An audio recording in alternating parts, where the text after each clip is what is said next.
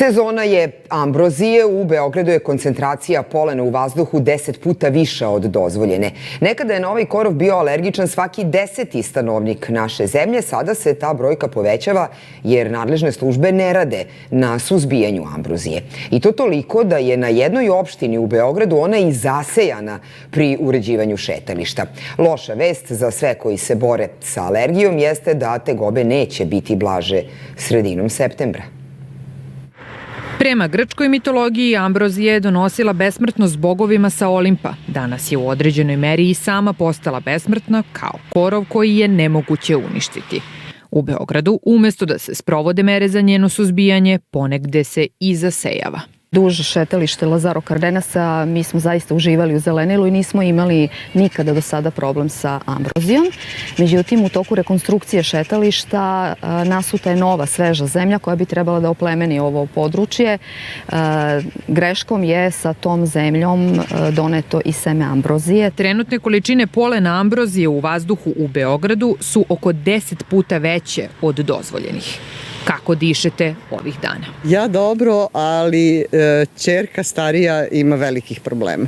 Kako Kad krene ambrozija, potpuno bude zapušena, oči crvene, katastrofa. Mi svi bukvalno kuburimo sa tim svake godine.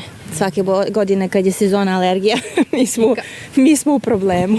Čini se da nadležni pogoršavaju ovu situaciju svojim nečinjenjem. Stručnjaci kažu problem ambrozije iziskuje sistemska rešenja, poput košenja i uništavanja, koji iz godine u godinu izostaju. Čak i kod ljudi koji ranije nisu bili alergični, u ovolikom koncentraciji polena, ambrozije, može da se ispolje znaci alergije kod ljudi koji prethodno nisu bili alergični. Ima jedna narodna izreka koja kaže muva neće umreti od meda, ali može da se udavi u medu. Dodaje da je mogućnost zaštite nošenje maske koju treba baciti po ulasku u kuću, pranje kose i odeće nakon svakog boravka napolju, kao i da se ne provetrava stan između 3 i 4 sata ujutru, jer je tada koncentracija najjača. Preventivne mere su i uzimanje lekova i kapi za nos. Ukoliko joj dozvolimo da ona formira seme, ta banka semena u zemljištu zadržava klijavost i do 40 godina. A istovremeno, polenska zrna ambrozije prelaze udaljenosti i preko 100 km, tako da nije dovoljno samo lokalno rešiti problem,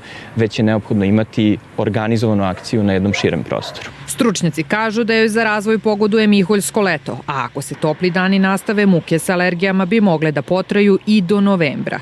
Duboko udahnite dok ne prođe ili ipak nemojte.